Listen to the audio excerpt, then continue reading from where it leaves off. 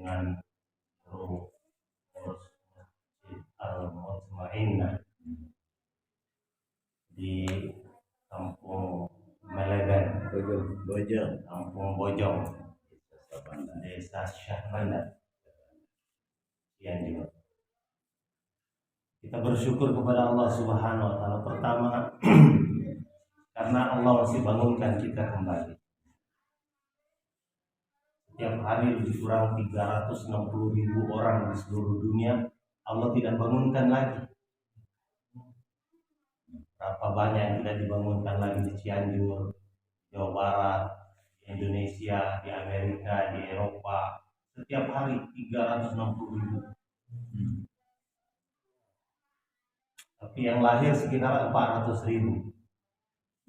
Jadi penduduk bumi ini bertambah lebih kurang 40.000 setiap hari. Semua dikasih rizki oleh Allah Subhanahu wa taala. Mau beriman kepada Allah, mau tidak beriman kepada Allah, dikasih makan sama Allah Ta'ala.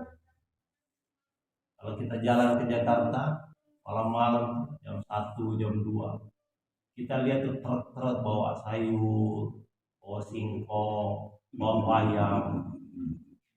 Jadi supaya penduduk Jakarta yang 12 juta itu jangan sampai besok pagi bangun tidak ada makanan.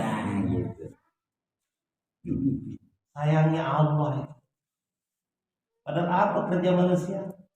Nanam biji saja di atas bumi Allah, disirami dengan airnya Allah, ditatap matahari, disinari mataharinya Allah.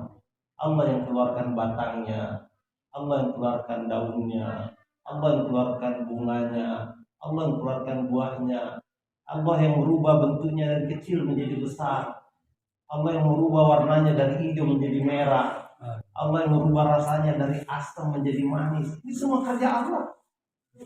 Gak ada pekerjaan insinyur pertanian itu. Allahu Akbar. Sayangnya Allah itu kepada manusia. Jadi memang kita harus bersyukur. Dan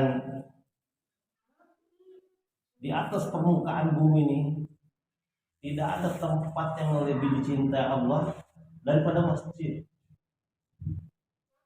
Walaupun masjidnya terbuat dari tanah lempung, pasar terbuat dari marmer Lampung, Allah lebih cinta kepada masjid.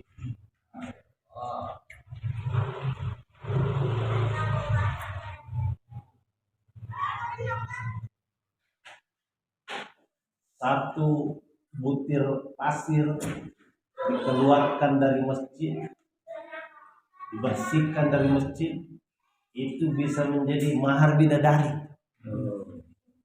Satu karung pasir dibersihkan dari istana negara, itu tidak bisa jadi mahar pramugari.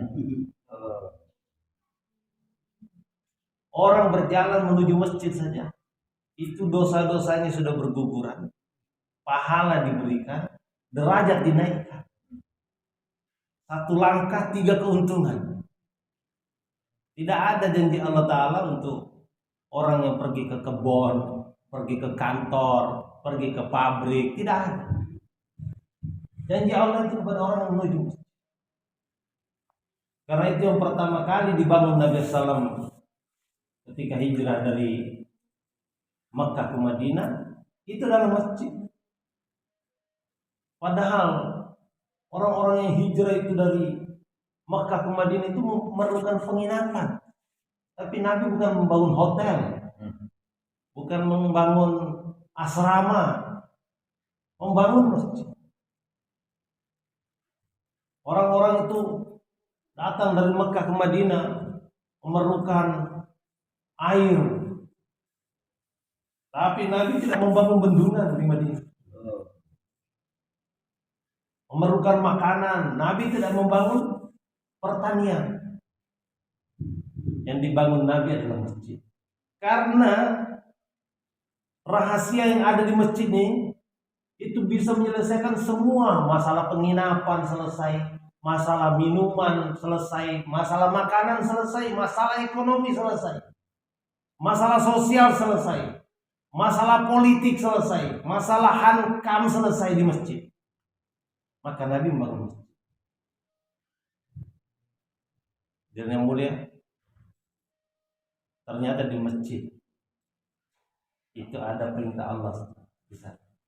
Falyabudu rabb hadzal bait alladzi at'amahum min ju' wa amanahum min khauf. Sembahlah Rabb daripada rumah ini, makmurkan rumah Allah Ta'ala. Allah Ta'ala yang memberikan makan, menghilangkan lapar. Artinya Allah Ta'ala yang memberikan kesejahteraan. Kalau dijanjikan dikasih makan sama camat, orang sudah senang. Janjikan kasih makan sama bupati, itu orang sudah tenang. Janjikan makan sama gubernur, janjikan makan sama presiden, oh orang itu sudah nggak mikirin soal. Yang janjikan alladzi at'amahum min ju' wa amanhum min khauf, ini adalah Allah Ta'ala langsung. Allah akan berikan makan, menghilangkan lapar. Dan bukan hanya itu, Allah juga janjikan keamanan. Wa amanahum min khauf. Allah memberikan keamanan, menghilangkan ketakutan. Jadi prosperity and security, kesejahteraan dan keamanan adanya di dalam memakmurkan masjid ini. Satu Indonesia ini kalau memakmurkan masjid, Allah pasti akan turunkan kesejahteraan dan keamanan. Sebaliknya, kalau orang Indonesia tidak memakmurkan masjid, maka Allah akan turunkan kelaparan dan Allah akan turunkan kekacauan. Kata ulama ini mafhum mukhalaf, kebalikan.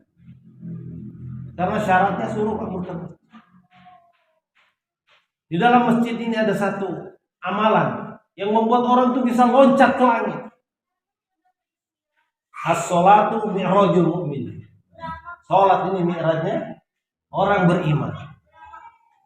Kenapa orang ini harus loncat ke langit? Karena Allah meletakkan rizki itu di langit. Wa fis sama'i rizqukum. Dalam surat Az-Zariyat itu Allah jelaskan, aku meletakkan rizki kamu di langit. Coba. Allah yang menciptakan alam semesta ini, menciptakan langit, bumi, menciptakan gunung, lautan, menciptakan pepohonan dan hewan-hewan. Suka-suka Allah, karena Allah juga menciptakan rizki. Kalau kita punya sepeda motor, suka-suka kita mau letakkan di mana? Mau taruh dalam kamar, mau taruh di ruang tamu, mau taruh di halaman, mau taruh di pinggir jalan, terserah. Ini motor-motor saya. Rizki ini Allah ciptakan. Dan Allah umumkan, aku letakkan rizki kamu tuh di langit. Wa fis samai rizqukum. Hari ini kita letih karena barang itu ditaruh di atas, kita sibuk mencarinya di bawah. Aneh. Barang itu udah diumumkan oleh pemiliknya. Ini barang aku taruh di atas. Kamu naik dong ke atas kalau mau. Tapi hari ini kita capek. Kita sibuk bertungkus lumus menggali tanah. Tanah ini, kantor ini, pasar ini, perdagangan ini, keran tempat keluarnya air. Air itu bukan dari sana. Air itu datang dari langit. Allah jadikan bumi ini sebagai tempat mengeluarkannya saja. Walaupun keran ini terbuat dari emas, tetapi itu selang airnya mampet, nggak bisa keluar. Allah Akbar, gimana cara ngasih tahu para pakar ekonomi ya? Profesor ekonomi, doktor ekonomi. Kalau kita tanya gimana caranya mengatasi masalah ekonomi nasional, mereka akan bikin proposal untuk menanam 1.000.000 pohon. Bikin proposal untuk membuka 1.000.000 hektar sawah. Bikin proposal untuk membuat 1.000.000 gerobak bakso. Bikin proposal untuk membuat 1.000 perahu nelayan. Benda itu di bumi semua. Naik dong ke langit. Wa fis samai rizqukum. Dalam surat Ghafir ayat 13. Wallahu yuriikum ayatihi wa yunazzilu lakum minas sama'i rizqa. Allah tunjukkan ayatnya kepada kalian. Allah menurunkan untuk kamu dari langit itu rizki. Coba. Memang Allah Ta'ala kasih tahu rizki itu diturunkan minas samai. Wa yunazzilu lakum minas samai rizqa. Tapi itu tidak berhenti ayat itu di situ. Allah jelaskan, "Wa ma yatazakkaru illa man yunib." Tidak bakal faham perkara ini kecuali orang yang kembali kepada Allah Subhanahu wa taala. Kecuali orang yang turn back to Allah Ta'ala, return to Allah, kembali kepada Allah. May yunib, tidak bakal faham kecuali orang yang kembali kepada Allah. Allah ngancam, "Waman a'rada an zikri fa inna lahu ma'isyatan dhanka." Siapa yang melengos dari ingat kepadaku, siapa yang melengos dari taat kepadaku, siapa yang melengos dari menjalankan perintah-perintahku, fa inna lahu ma'isyatan dhanka. Aku akan berikan kesempitan kepada mereka. Aku akan buntukan kepalanya. Aku akan benturkan kepalanya. Satu orang dia melengos dari Allah, Allah benturkan kepalanya. Satu keluarga melengos kepada Allah, Allah benturkan kepalanya. Satu kelurahan melengos, Allah benturkan kepalanya. Satu negara melengos, Allah benturkan kepalanya. Negeri kita ini tidak pantas berhutang. Jauh mata memandang hijau royo-royo. Gunungnya mengandung batu bara, ini kakaknya dia ini tukang gali batu bara di Kalimantan, Sumatera. Emas yang dikeluarkan Freeport itu tahun 2018 itu setiap hari 240 kilogram. Kalau 1 kilo itu harganya 1 miliar, artinya setiap hari 240 miliar. Setiap hari. Itu baru satu tambang. Belum tambang yang di Gunung Pongkor. Belum tambang yang di Kalimantan. Belum yang di Sumatera. Belum yang di Sulawesi. Belum yang NTB. Sekarang ditemukan di NTB itu ladang emas 2 miliar ton. Indonesia ini sangat memalukan kalau sampai berhutang. Di sini tongkat lempar jadi tanaman. Negeri Arab itu pohon ditanam jadi tongkat. Mati. Negeri sahabat itu gersang. Pak Haji sudah pernah nih, kamu lihat gimana? Gimana Pak Haji pemandangan di sana? Batu, pasir, panas, kering di siang hari, malam dingin menusuk. Tapi ketika azan berkumandang, Allahu Akbar, Allahu Akbar, yang nyangkul tinggalkan kebunnya, yang dagang tinggalkan tokonya. Saya dengar Pak Akrom itu dia bilang, itu kalau ada orang masih buka toko ketika azan berkumandang, dendanya 5.000 real. 5.000 real lebih kurang 20 juta rupiah.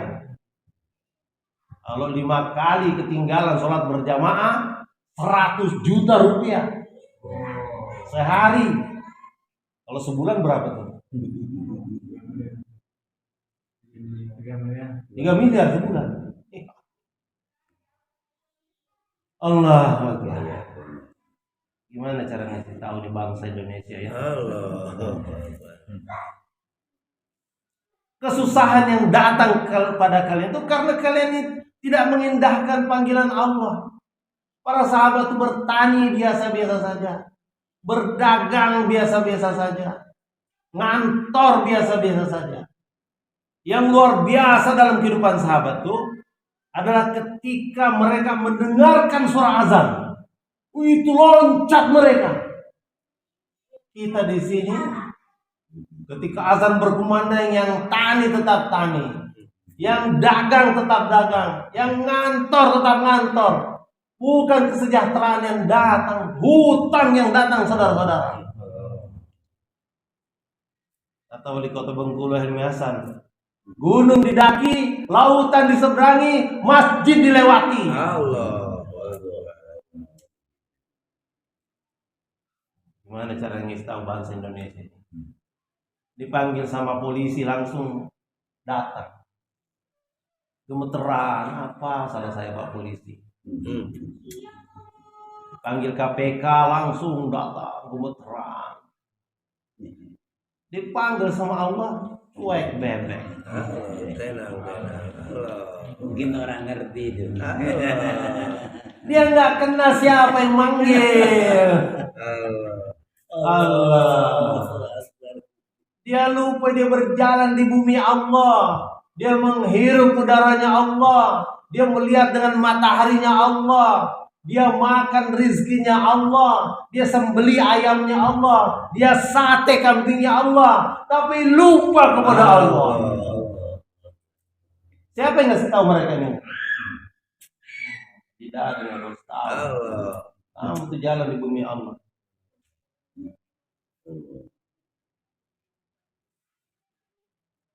Hadirnya mulia kita nih kurang pandai bersyukur terhadap karunia Allah. Para sahabat tuh pandai bersyukur dengan karunia Allah. Dulu sahabat tuh mereka jahil, saking jahilnya mereka. Ada ayam lewat depan rumahnya dikira ayamnya dia. Kambing lewat dikira kambingnya dia juga. Unta lewat dikira untanya dia juga. Bahkan bini orang lewat, Astagfirullah. jahil, Allah. degil, tidak beradab, musuhan mereka, perang mereka, miskin mereka. Tapi masya Allah, ketika mereka mulai mentaati perintah Allah, Rasulullah dakwah door to door. Emang tantangan dakwah begitu banyak, nggak usah diceritakan. Dimarahin, dianggap orang gila, dianggap tukang sihir, Pegawaian. diboykot. Allah. Apa tuh kepegawaian? Nganggur. Baru gak kerja, Kurang kerjaan. Allah. Bahkan disakiti, bahkan mau dibunuh. Itulah tantangan dakwah. Allah. Tetapi Nabi terus buat, dan akhirnya orang-orang mulai ikut. Ketika orang-orang mulai ikut, mulai taat kepada Allah, maka Allah janjikan, man amila sholihan min zakarin au unsa wa huwa mu'min falanuhyiyannahu hayatan thayyibah. Siapa orang? Siapa jelema? Laki-laki, perempuan taat kepada Allah Ta'ala, beramal soleh, falanuhyiyannahu hayatan, Allah akan berikan hayatan thayyibah. Di dunia ini saja Allah berikan hayatan thayyibah. Itu Pak Cecep ceritakan. Semoga Allah mencahaya. Amin ya Allah. Di zaman Sayyidina Umar datang kekayaan dari Rom dan Parsi sebesar 3 miliar dinar. Satu dinar itu 4,25 gram emas. Kalau dirupiahkan sebenarnya 4 juta. 4 juta dikali 3 miliar sama dengan 12.000 triliun. Oh, 12.000 triliun itu banyak. Utang Indonesia ini konon sekarang 7.000 triliun. Satu negara ini penduduknya 300 juta, hutangnya 7.000 triliun. Kalau dibagikan hutang itu kepada setiap orang, maka setiap orang itu menanggung hutang negara sekitar 21 juta. Allah. Pak Haji ini hutangnya 21 juta. Imam Pak Dadang ini 21 juta. Ingin ke arah mana naik deh. Berapa juta? Wah, iya itu. Ongkos naik haji. Itu Saudi menurunkan ongkos naik haji. Hah? Di sini katanya dinaikkan ongkos naik haji. La ilaha illallah. Allah. Ya Gusti. Apa yang salah di negeri ini?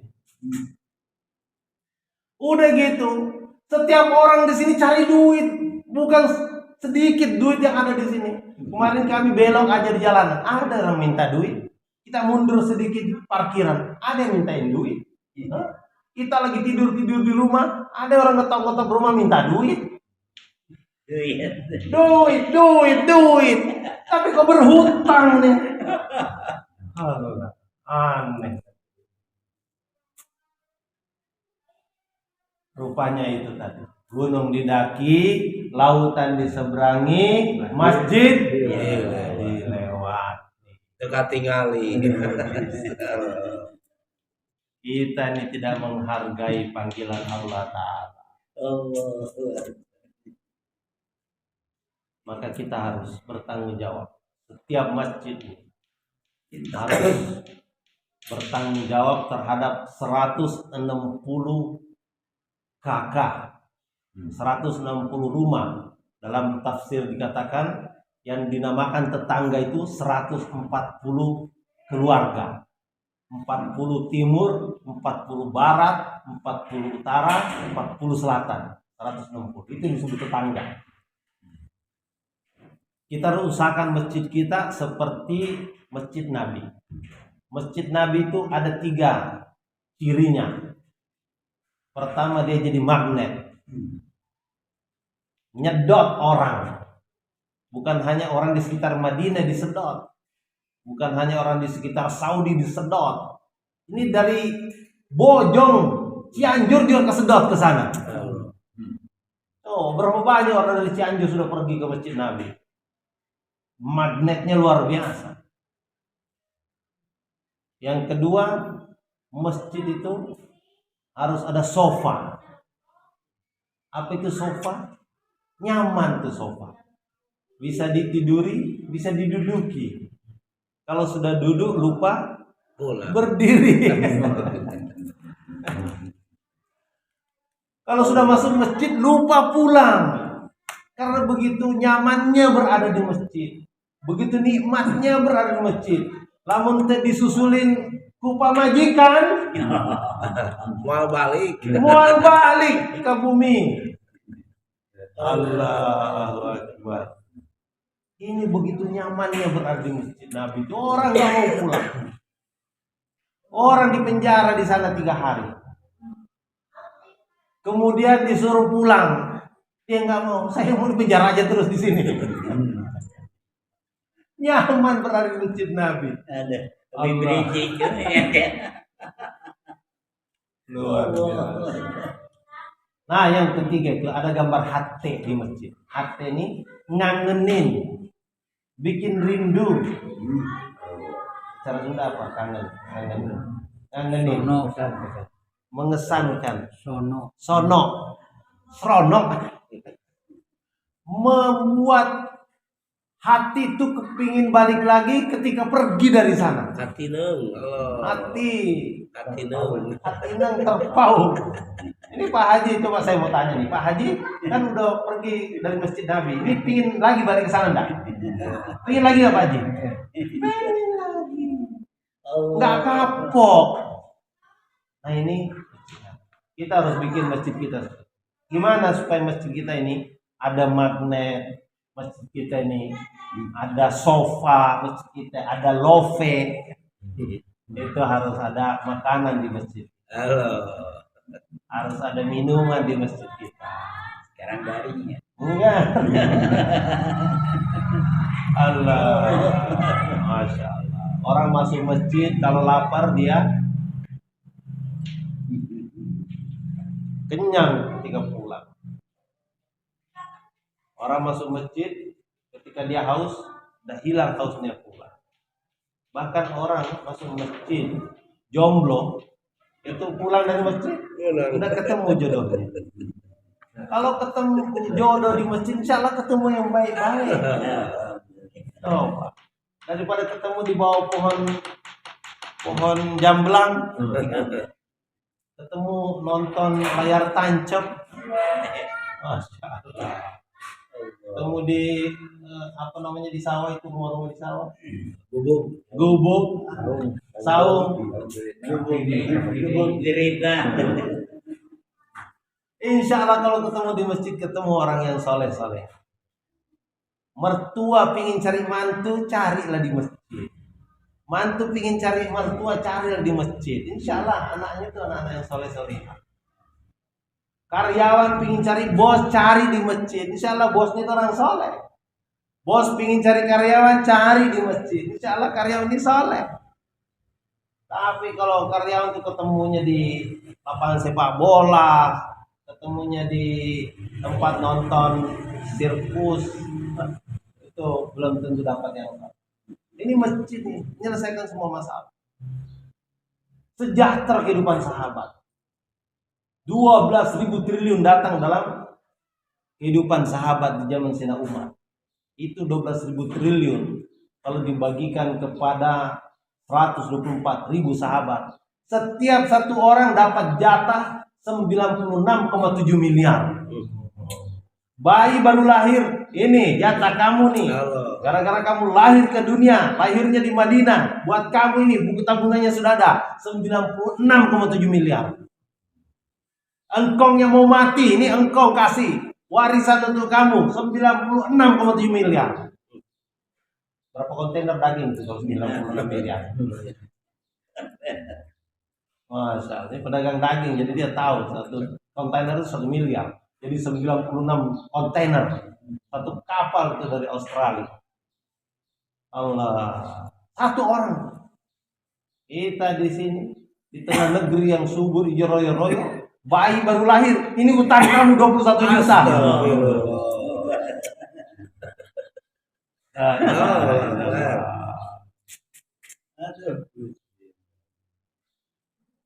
Gimana caranya? Orang tuanya mau mati, tolong bayarin utang engkong 21 juta. Nangis-nangis di atas ranjang. Nabi itu kalau ada orang yang meninggal, dia akan tanya dulu, ini orang ada utangnya apa tidak? Kalau ada utangnya, Nabi tidak mau sholatin. Ya Allah, bahaya nih kalau utang kita dibebankan ke kita ini. Maka tidak layak kita disolatin nih. Allah. Kita harus tulis surat wasiat untuk anak atau cucu. Tolong nanti bayarin utang engkau. Allah Akbar, hadirnya mulia. Ini karena kita tidak mengindahkan panggilan Allah Ta'ala.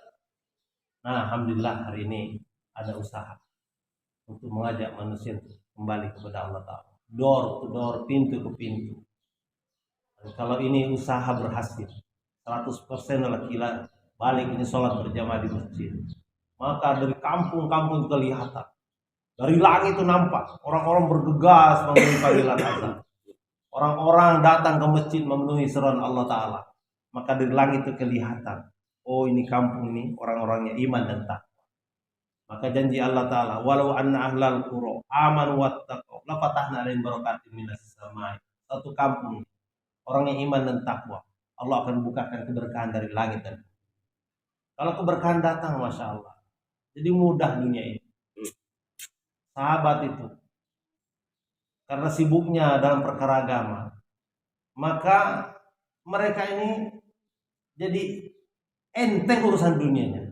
Sampai-sampai ada sahabat namanya Miqdad bin Aswad lagi buang hajat, datang tikus nganterin uang emas 1 dinar diantarkan ke hadapan dia. Itu 4 juta rupiah tuh. Tapi sahabat tidak terkesan dengan harta benda dunia. Tikus tuh pergi lagi, ambil kepingan yang kedua, 8 juta tuh. Pergi lagi, ketiga, keempat, kelima, sampai 17 keping. 4 juta kali 17 berapa? 68 juta. Itu ada di hadapan sahabat. Dia lagi buang hajat. Terakhir tikus nih bawakan uncangnya, bawakan kantongnya. Sahabat pun sudah selesai hajatnya.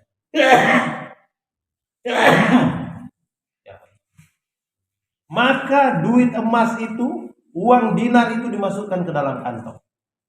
Kemudian dia datang kepada Nabi melapor. Kalau ada orang Cianjur nih dapat duit 68 juta di WC, kira-kira datang nggak ke Pak Haji melapor?